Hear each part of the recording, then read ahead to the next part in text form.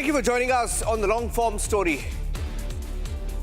Tonight, we come to you with 5 of the biggest stories of the last 1 week. From the heart of Kolkata, where a huge fire has left 21 people dead and almost 28 missing, even as politics has begun before we get the answers of what really happened.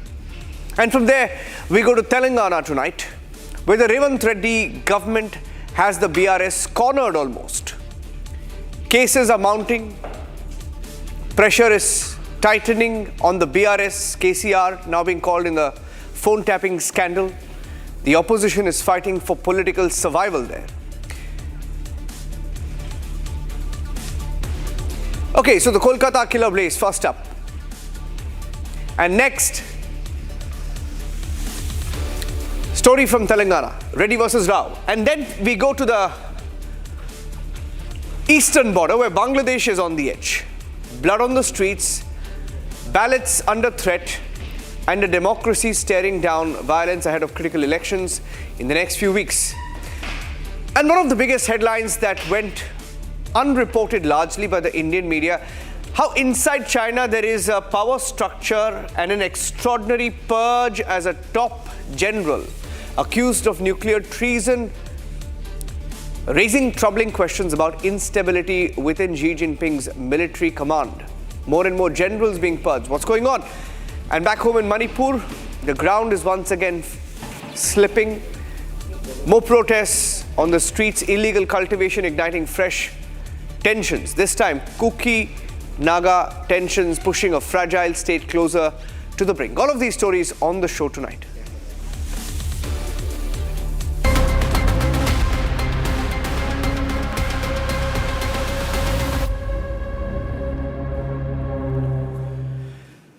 A devastating fire, multiple deaths and mounting questions. Before sunrise on the 26th of January, a massive blaze ripped through 2 warehouses in Kolkata's Anandapur, Nazirabad area. Now, this is close to what is called the EM bypass. Now, why is this a big story? What followed the fire was scenes of horror. Workers trapped, hours-long firefighting operations, and charred ruins left behind. Now, as investigations are widening, the tragedy has triggered a huge political storm in Bengal, which will go to elections in the next few months, with serious questions over fire safety, delayed response, and selective accountability. 21 dead, 28 missing. Here's our long-form story.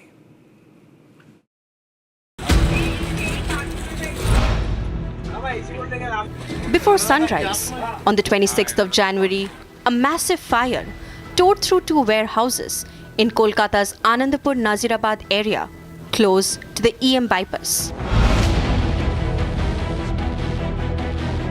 Within minutes, flames engulfed 2 adjacent godowns. Blackened walls, collapsed roofs, charred debris scattered around. One belonged to Pushpanjali decorators. The other was used by popular food chain Wow Momo as a warehouse and an operational unit. As the fire intensified, several workers were trapped inside, struggling to escape the inferno. The death toll in the Anandapur fire case is rising every day. Till now, 27 dead bodies have been recovered, but police authorities are not sure about how many people are still there dead inside. There are bodies still being recovered. Amit Shah has questioned the way in which Mamata Banerjee's government has handled the fire case. Also, on the other hand, he has questioned how in this particular case, it is actually the Trinamool Congress's corruption that has created the whole mess of these factories being coming up on lands which are not really meant for factories, and the way in which the fire permissions are given out in lieu of money. Anandapur case has once again exposed how corruption is controlling the Mamata Banerjee's government in West Bengal. Fire department teams were deployed to the spot. Multiple engines were pressed into service. as firefighters battled the blaze for hours amid thick smoke and soaring temperatures. Prime Minister Narendra Modi expressed condolences to the families of those who lost their lives. An ex gratia of 2 lakh rupees were announced for the next of kin of each deceased person and 50,000 rupees for those injured in the incident.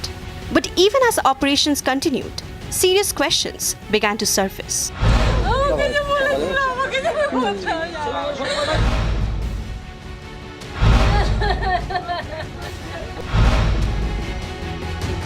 A survivor of the tragedy has raised concerns over the timing and adequacy of the fire response.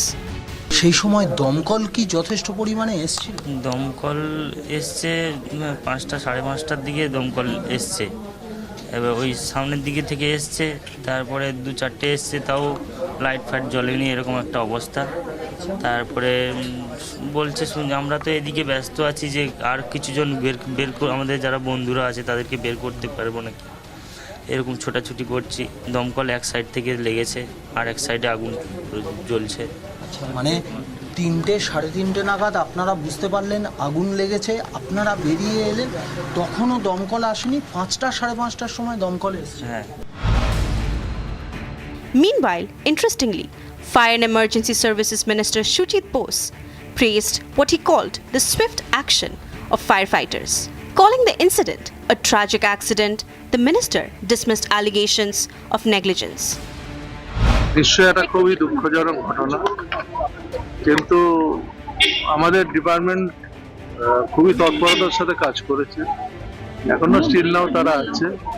আর বিরোধীরা কে কোথায় কি বলবে সব কথার উত্তর দিতে আমার কোনো মানে নেই, কিন্তু ঘটনা খুব দুঃখজনক। ডিপার্টমেন্ট সবসময় তৈরি থাকে, ফায়ার সার্ভিস ডিপার্টমেন্ট তারা খুবই গুরুত্বপূর্ণ ডিপার্টমেন্ট, তারা কাজও করে। যখনই খবর পৌঁছেছিল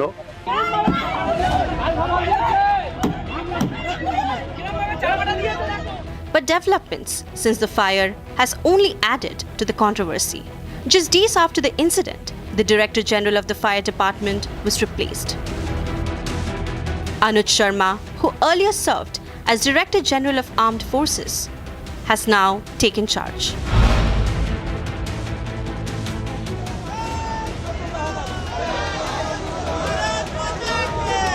The political storm has also intensified. Leader of opposition Shuvendu Adhikari has demanded the resignation of the Fire Services Minister. He questioned why action appears selective, alleging that while the decorator's owner was arrested, the Wow Momo owner was spared. আসল নাটের গুরু ও মোমো এর মালিকের সঙ্গে মুখ্যমন্ত্রী বিদেশে সরকারি টিমে দেখুন প্রমাণ। এর লাইসেন্স ছিল? উত্তর না। ফায়ার নির্বাপক ব্যবস্থা ছিল? উত্তর না। কি করছিলেন আনন্দপুরের ওসি? এর করার বাকি আছে। যার মাথায় পিসির হাত তিনিই খাবেন জেলের ভাত। Gangadhar Das, a resident of Purbochara village and the owner of Pushpanjali Decorators, have been arrested. Coming from a very poor background, he is said to have built a business empire within just a few years, owning a large house and running 2 schools registered in his and his wife's names. লোক হিসাবে খুবই ভালো, এলাকার মানুষজনদের সুখে দুঃখে বিপদে, কারো বিয়েবাড়ি হোক, কেউ অ্যাক্সিডেন্ট হোক, সবার কাছে দাঁড়ায়, পাশে দাঁড়াতেন। পুরো খেজুরিবাসী ওনাকে চেনে। Fresh questions are also being raised over the land on which the warehouses stood. It is alleged that the structures were built on wetland, and more alarmingly, that they did not have a valid fire license. মন্ত্রীরা wetland অথরিটির chairman, তাহলে wetland রক্ষা করা যায়নি কেন? 11 সালের পর satellite map দেখুন, 25 সাল ভরে গেল। বেআইনি কারবার, সব বেআইনি টাকার খনি, আর সেই টাকার ভাগ কালীঘাটে। ওয়েটল্যান্ড অথরিটির চেয়ারম্যানকে খারিজ করা হয়নি, গ্রেপ্তার করা হয়নি কেন? তাহলে অপরাধীদের প্রশ্রয় দিচ্ছে সরকার।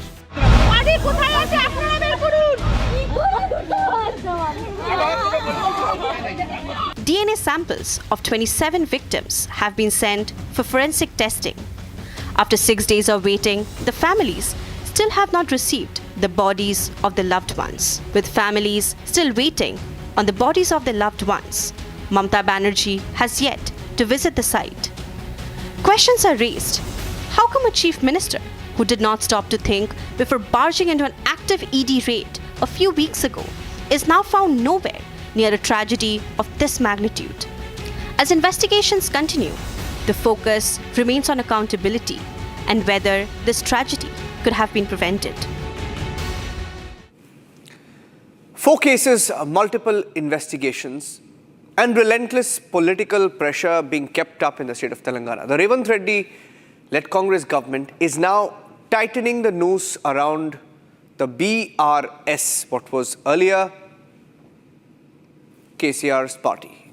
BRS, TRS, now BRS, keeping the opposition constantly on the defensive has become a strategy for Revanth Reddy. Different cases from Formula E to Kaleshwaram to now phone tapping to the Singareni Kolari. The BRS leadership, including the former Chief Minister KCR and his family, his son included, now find themselves battling different investigations on multiple fronts. This appears to be the new political strategy. Keep up the pressure on your opposition, but is it accountability catching up, or is it simply vendetta?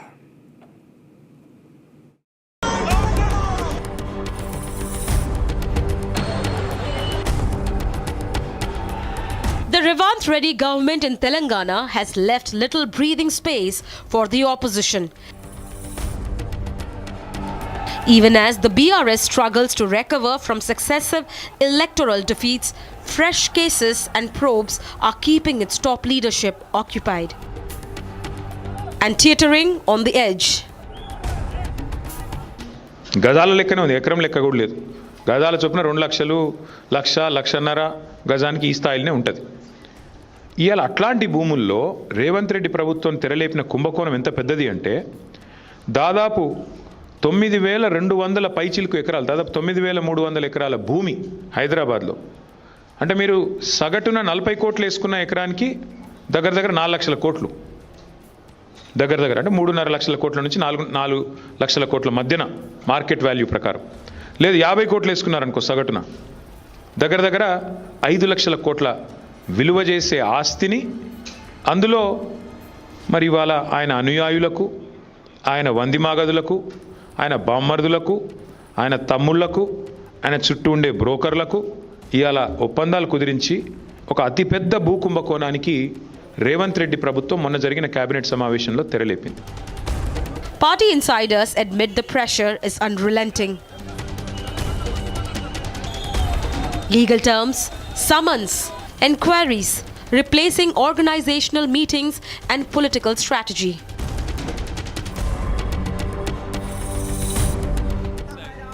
It began with Formula E, Hyderabad's global showcase that later turned into a political flashpoint.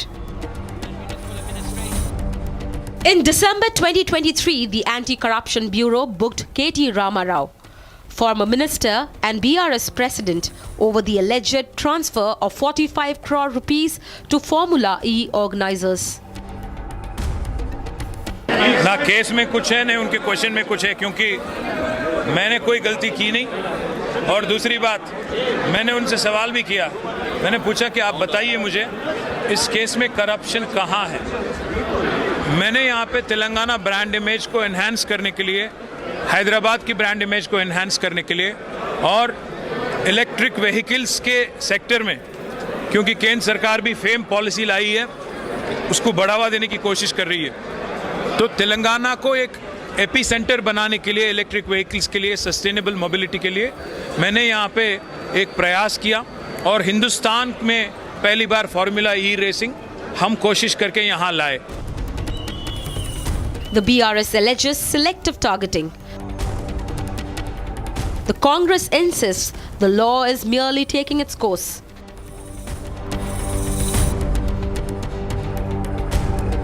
Then came Kaleshwaram, once the BRS government's flagship project, now at the center of a damning judicial inquiry. Today, a project which has delivered 45 lakh acres, water to 45 lakh acres of drought-prone areas, today is being made a victim of a smear campaign run jointly both by BJP and Congress. A commission headed by former Supreme Court Judge Justice Pinaki Chandra Ghosh was tasked with probing alleged irregularities in planning, construction and maintenance. In June 2025, KCR was disposed before the commission for nearly an hour. The report held him directly and vicariously responsible, citing his involvement in decisions that led to distress at the barrages.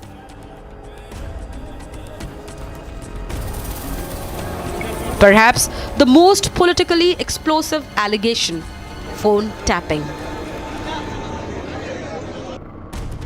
The Congress government alleges the previous BRS regime snooped on political rivals to engineer a third term.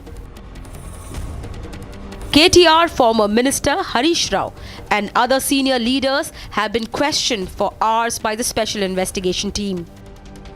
Now sources say the SIT is likely to serve another summon, this time to BRS chief KCR himself.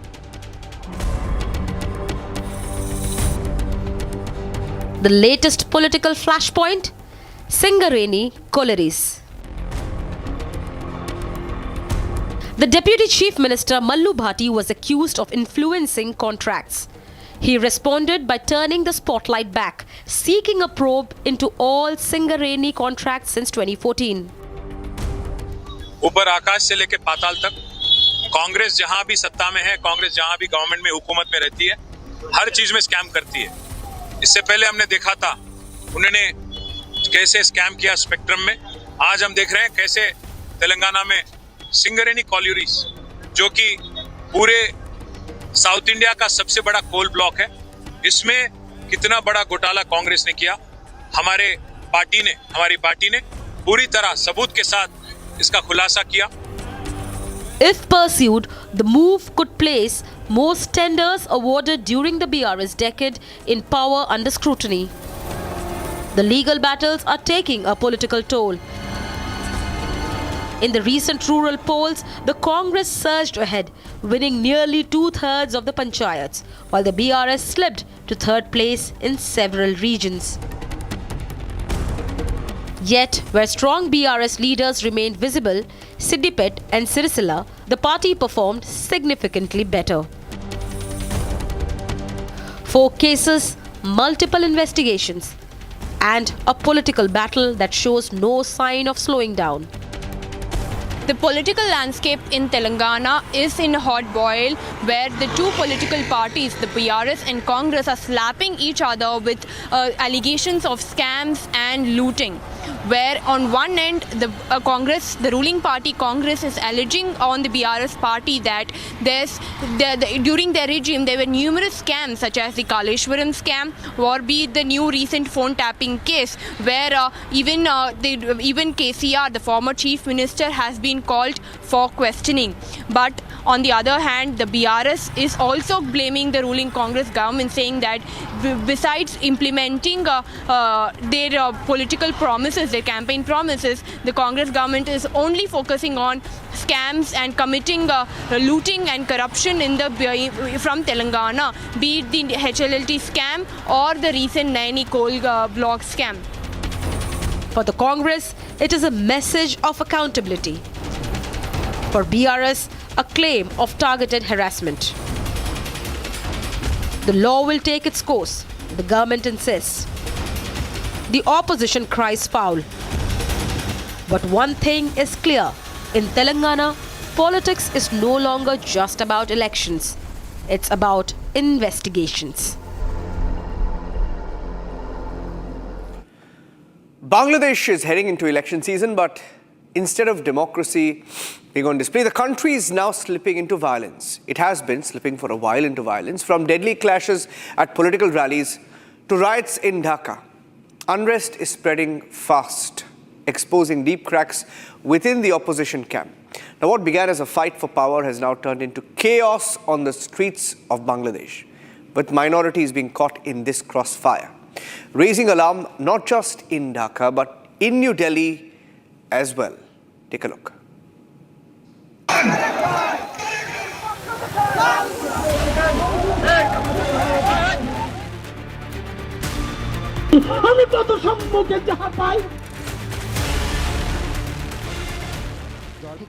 As Bangladesh approaches general elections, the nation finds itself ensnared in a web of political violence, simmering unrest.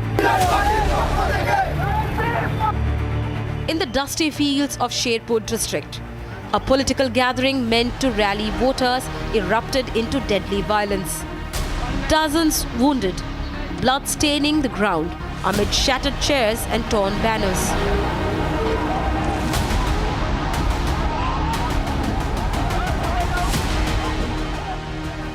The gathering was meant to be orderly, civil. At 3 p.m. in the afternoon, a petty dispute over who sat where escalated.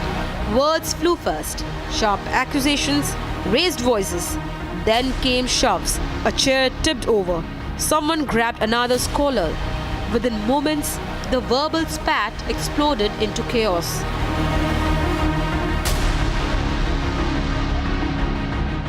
Hundreds surged forward, BNP activists in one direction, Jamaat supporters in the other. The air filled with shouts, the cracks of plastic breaking, the thud of bodies colliding. What started over seats turned into a full brawl. Chairs became clubs. The ground turned into a battlefield. What I saw when I was staying there from 1994 to 97 is that the student politics plays a major role in determining the elections whenever they are held, whether it is general elections or other elections that take place. And their role mostly has been confrontational and violent. If you look at 2001 elections, there were 20 people killed, and 2008 there were over 110 incidents that had taken place. Even 1986 or 88 elections, there was significant number of violence that had taken place. So violence is nothing new in Bangladesh politics. Now we come to the second and most important aspect in this. Bangladesh Nationalist Party, as of this moment, there was a popularity poll carried out by InnoVision Consulting, and they have found that in Bangladesh politics, BNP is currently securing 41.3% popular vote, Jamaat Islami 30.3%, and NCP is only 4%. But the alliances that have been formed are between Jamaat Islami, NCP, as well as Islami Andolan Bangladesh. Now they want to unite the vote so that they can beat BNP. The spark for much of these tension can be traced to December 2025, when Sharif Osman Hadi, a 32-year-old activist, was gunned down in broad daylight. Hadi's spokesperson for the Inqilab Moncho group was shot in the head by masked assailants. Bangladesh convulsed. Thousands poured into the streets of Dhaka.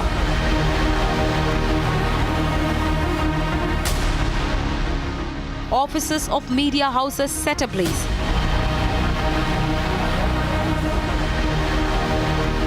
And amid the rampage, Hindus paid the price. At the heart of this volatility lies the crumbling alliance between the Bangladesh National Party and Jamaat-e-Islami, once united against Hasina, but now bitter rivals in the post-uprising era. At this period of time, it has become crucial for both of them that they undertake this student politics, which would become confrontational, and that is why you will find a lot of youth leaders getting attacked or both sides taking on violent activities. But one thing major has happened for Bangladesh Nationalist Party since Tariq Rahman has come. The previous Bangladesh Nationalist Party chairperson, Khalida Zia, she was very sick and she was not able to take a prominent lead in any form of agitational activities or any form of electioneering. This is the time when Tariq Rahman has come. He has brought in a unity in amongst the BNP, and he's focused on two aspects. One, promotion of democracy, and second, and very important, secularism. Whereas Jamaat Islami wants to focus on bringing in or promoting Sharia law. And Bangladesh is one country where Bengali culture plays a more important role than the being an Islamic identity. For decades, the centre-right BNP and the Islamist Jamaat collaborated, sharing power from 2001 to 2006 and opposing Awami League dominance. But with Hasina's fall in August 2024, the glue dissolved. For India, this violence isn't just internal chaos. It's a direct threat to our shared security.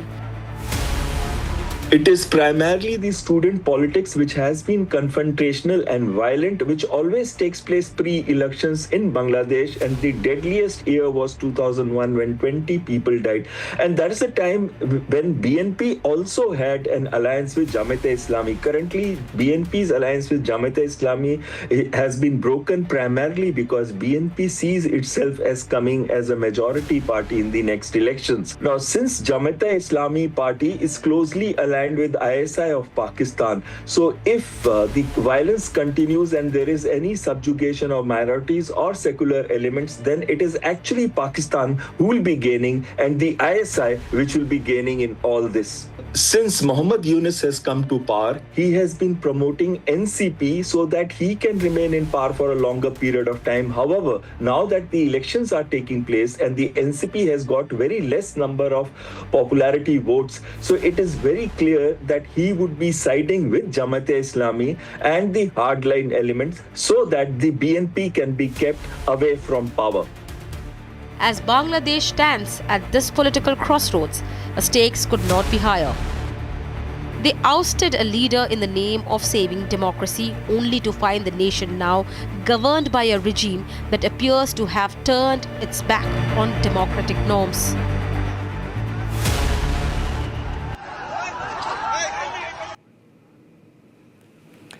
A sudden purge at the very top of China's military has sent shockwaves across the world. The removal of senior PLA generals has triggered intense speculation. Is this a routine anti-corruption drive with Chinese government, which Xi Jinping has been claiming to have done for a long time?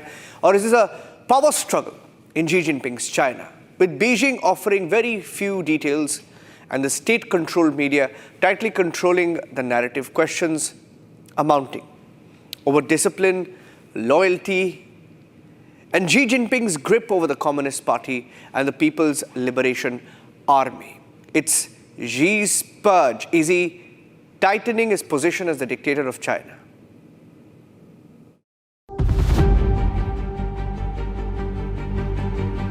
The sudden removal of China's top generals have sparked global speculation. From challenges to Xi Jinping's authority to allegations of treason and espionage. With internal CCP politics remaining opaque, Chinese state media is framing the purge as a justified extension of Xi's anti-graft campaign. 坚决查处张又侠、刘振立是党和军队反腐败斗争取得的重大成果，是党和军队有决心、有力量的重要体现，对于打赢军队反腐败斗争攻坚战、持久战、总体战具有重要意义。 Shockwaves followed the sidelining of China's military high command, even as facts remain scarce and rumors abound. China's top brass messaging remains unclear, with facts scarce and speculation filling the void. Whether this is an internal power struggle or a necessary crackdown to enforce discipline and loyalty within the PLA. This remains an open question. Xi Jinping has ruled China for 13 years. Despite his tightening personal grip over every lever of power, he continues to see enemies everywhere. His latest purge has swept away top-ranking generals. These purges of once trusted generals, these were justified in the past. Such purges were justified on disciplinary grounds and as part of an anti-corruption campaign. But these purges betrayed the deep insecurity of Xi Jinping. Xi Jinping seems to be more haunted by betrayal than by failure. And his determination to eliminate potential rivals, real or imagined, reflects not strength but anxiety. Even though he has strengthened his grip on all levers of power by promoting proteges and officials with proven loyalty, Xi Jinping appears worried by the possibility that the same system he dominates could one day turn on him. And this is apparent from one telling fact, that in contrast to Mao and Deng Xiaoping, who both elevated successors, Xi Jinping has designated no heir apparent. Xi Jinping is in his 70s. He seems intent on ruling indefinitely, perhaps for life, because he's so insecure. This is Xi Jinping's decade-long high-pressure anti-graft drive, marked by high-profile investigations. Xi's attempt to tighten grip inside the party roped in over 9 top military and sacked them. Not just military, the campaign canopies investigations against sports personalities, aviation, and many more. The newer commanders who are being promoted will be less experienced. So it could also mean some delay in some of China's expansionist plans. On the other hand, it could also mean that some of the commanders down the line may undertake some adventurism in the hope of being noticed by Xi Jinping and promoted. So that also brings that instability. So it's a strange mix which is going on there. According to an analysis by the Wall Street Journal, in the last 2 years, since 23, let's say 2.5 years, over 60 senior army officers, Navy, Air Force, Rocket Force, police, and even in the defense industry of China have been suspended, placed under arrest, and what has happened to them is not known at all. So there is a huge, initiative, it seems, by Xi Jinping. General Zhang Yuxia was one of the few top Chinese military leaders with real combat experience. So who was Zhang? And what made Xi Jinping move against him so decisively?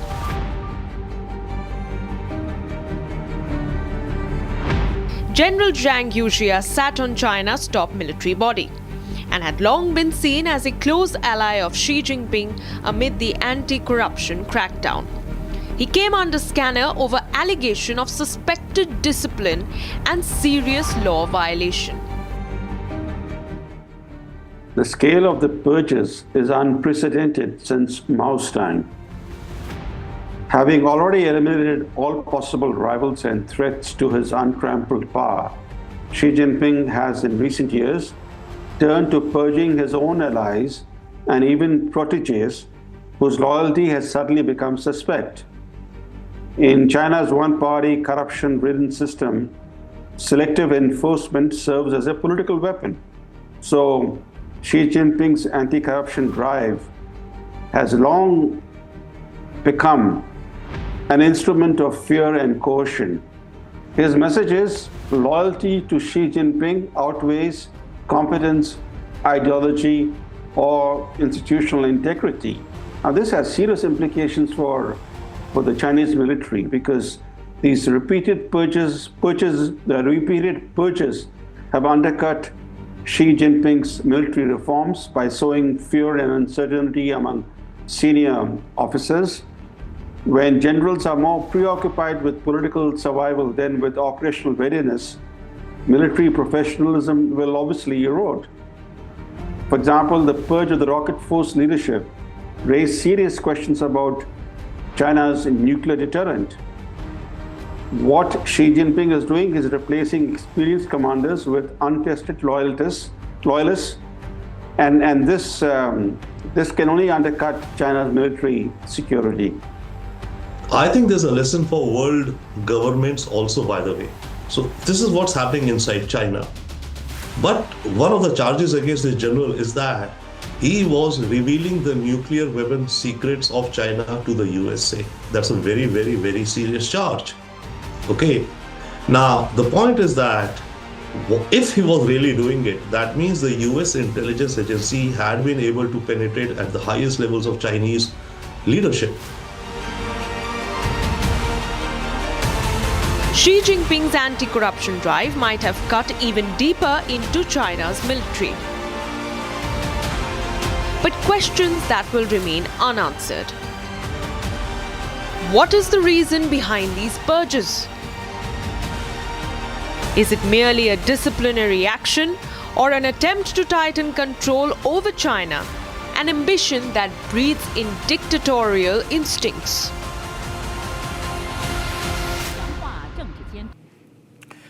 Testing times for Manipur again, a state already scarred by years of ethnic unrest. Once again on the edges, tensions are pulling in communities that were once on the sidelines.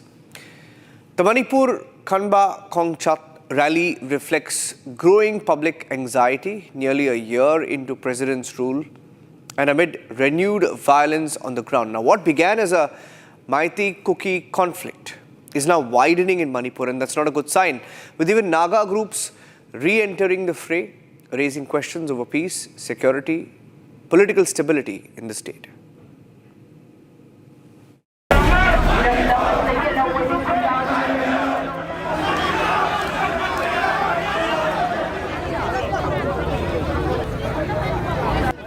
Testing times for the state of Manipur.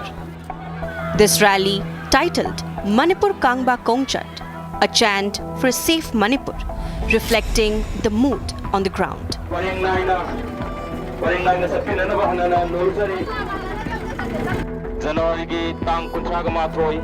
People of Manipur has now understood and realized that the ongoing crisis in the state of Manipur is completely a design of the government of India, and now it is time for the government of India to change its policy of waging proxy war against the people of Manipur using these Kuki-Naga terrorist groups, which they have been mobilizing since 2008 in the name of a very deceitful agreement called suspension of operation agreement.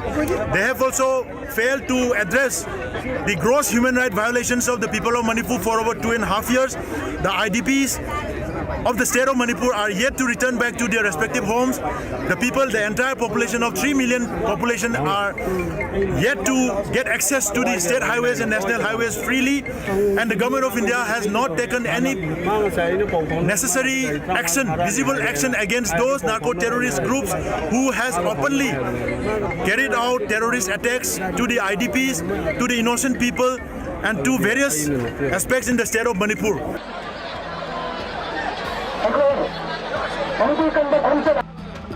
The rally marks the intensifying of efforts on part of the local residents as they navigate a prolonged unrest, deep political uncertainty, and nearly a year of president's rule in the state. In just 15 days, Manipur has once again slipped from uneasy calm into renewed tension and violence. What we are witnessing is not one isolated incident, but a chain reaction: brutal killing, ethnic confrontation, political uncertainty, and mass mobilization on the streets. First, the trigger point. On January 21st, a Meitei civilian, Mayanglambam Risikanta Singh, was kidnapped and brutally killed in Churachandpur district. Risikanta had gone to meet a Kuki woman with whom he was in a relationship. He was abducted from Tuibong area and later sought death near Najang village. A chilling video of his execution surfaced on social media. In that video, a clear message was flashed, quote unquote, "No peace, no popular government." That one line sent shockwaves across Manipur. Almost simultaneously, tensions escalated in Hill district, where a Kuki-Naga conflict line re-emerged.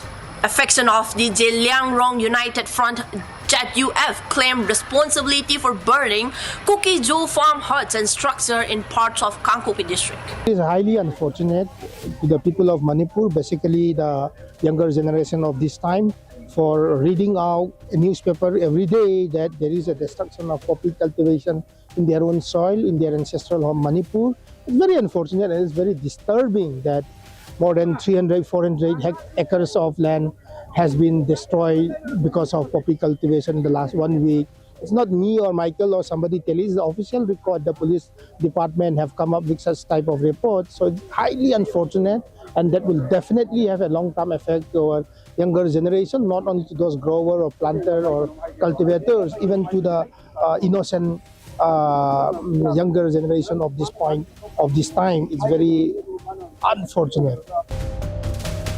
In the immediate backdrop of violence that has rocked Manipur in the last 5 years,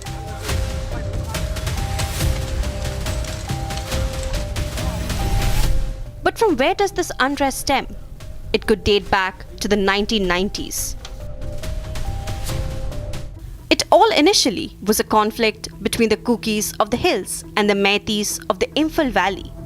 And then the conflict soon bled into something much more than a historical fault line resurfacing. To the point that now Naga groups, which were mainly observers of the last 3 years, are now active participants again. This could suggest that the buffer zones managed by central forces are no longer enough to contain the spillover of ethnic interests. The UNC and the Kuki-Naga have also met in Kangpokpi, and it's a transparent situation. You cannot transplant poppy cultivations from somewhere physically unless you do in pictures, which the Manipur police have also been a part of. After the case smuggling incident, the next day on media, they showed photographs from somewhere else and, impacted that with a situation that they're trying to justify with case smuggling. Yes, independent investigation is very important. And in fact, allow me to come in with an anecdote here. Pre-2023, before the problem started, I happened to be in conversation with a very eminent Meitei politician. He's no longer in the position that he held. And in a conversation over WhatsApp, he said these poppy cultivations are a nuisance, etc., etc. And I highlighted the fact that these are, if they exist, villages trying to eke out a living because none of the funds for the hills, which has to come through the Imphal Secretariat, reaches these areas. And they are helpless and they're trying to make a living. Just last week, suspected members of a Naga militant group set a few houses belonging to the Kukis community on fire in Manipur's Kangpokpi district. The Prime Minister visited Manipur in 2025. His core message, dialogue over division. He explicitly called for a strong bridge of harmony between the hills and the valley, which was seen as a soft nudge away from the Kuki demand for total separate administration. Over this month, in January specifically, protests have emerged over poppy cultivations in the hill ranges of Moljol, Tusam, Veche Nafai and surrounding areas under Kangpokpi district. The Prime Minister's focus on alternate livelihoods has majorly contributed to the current crackdown on poppy. This visit is largely what pressured the Kuki civil society groups to announce their voluntary poppy ban this month, as they try to align with the Prime Minister's Viksit Bharat vision to gain political leverage in New Delhi.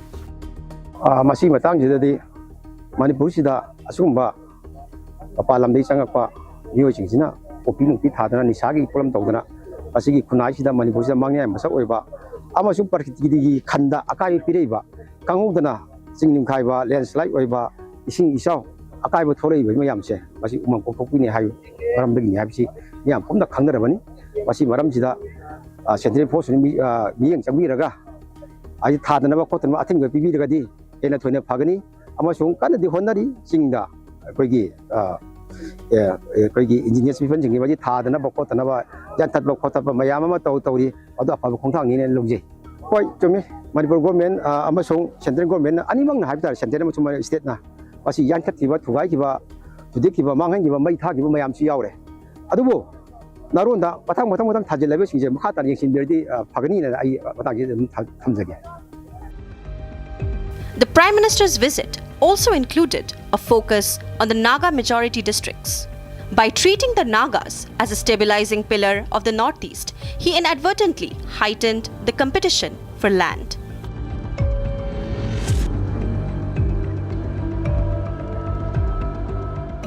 Naga groups felt emboldened by the Prime Minister's focus on ancestral integrity, which has contributed to the recent aggressive stance against Kuki groups encroaching on their land for poppy.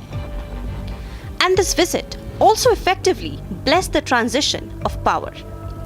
Shortly after his visit, it became clear that the centre was comfortable maintaining President's rule, which is now extended until February 2026 rather than reinstating a local Meitei-led government, which has kept the peace for now but has left Meitei political groups feeling sidelined, all of which contributes to the current upheaval in the state's socio-political landscape. With the recent attempt at striking peace behind us, from January 27 at the Kangpokpi district headquarters, a high-stakes effort by tribal leaders and local politicians to prevent the state from descending into a full-blown third front war between the Naga and Kuki communities. This was the first time in this cycle of violence the apex bodies of both tribes sat together. These developments, coupled with the Kokomi rally, all leads to one conclusion. The unrest has gone on for too long. Peace and security is an immediate need. Manipur has been under president's rule for nearly a year. Talks have been ongoing in Delhi on whether to restore a popular elected government. This possibility has deeply divided opinions on the ground. For some, a popular government is a step towards a stability. For others, it is being seen as premature and exclusionary. On January 31st, the Coordinating Committee on Manipur Integrity, Kukomi, organized a massive rally titled Manipur Kangpokpi, Save Manipur March in Imphal. Thousands participated, including internally displaced persons. The demands were loud and clear: protect Manipur's territorial integrity and militant violence, restore law and order, and take decisive action to save the state from further fragmentation. Kokomi warned that continued instability, killings, and political uncertainty could push Manipur into another prolonged phase of conflict. So in just 15 days, Manipur witnessed a targeted killing, a militant threat to democracy, hill valley tensions, and mass street mobilization. That's it on this edition of the Longform Story. Ladies and gentlemen, tomorrow all day we will be live on budget. Tomorrow is the budget day live coverage starting 7 a.m. Arnab will be live in studios by 8 and the budget will be presented at 11 a.m. by Nirmala Sitharaman. A small announcement, and we'll just put out the details on the bottom of the screen. We have a collaboration with Sarvam AI. Sarvam AI and Republic have tied up. I'll put the grid out right now. And 2 network channels of Republic will be live translating Nirmala Sitharaman's speech in different languages. So when our viewers in Republic Kannada are listening to Nirmala Sitharaman's speech, they will be hearing it in Kannada. It will be live translated by AI using Sarvam AI, and on Hindi, her speech from English to Hindi on Republic Bharat starting 11 a.m. So it's for the first time that such an innovation is happening real time. When a speech is being delivered, it will be dubbed, it will be live translated by AI on Republic. Don't miss all the action and the live coverage and analysis of that budget tomorrow. Thanks for watching.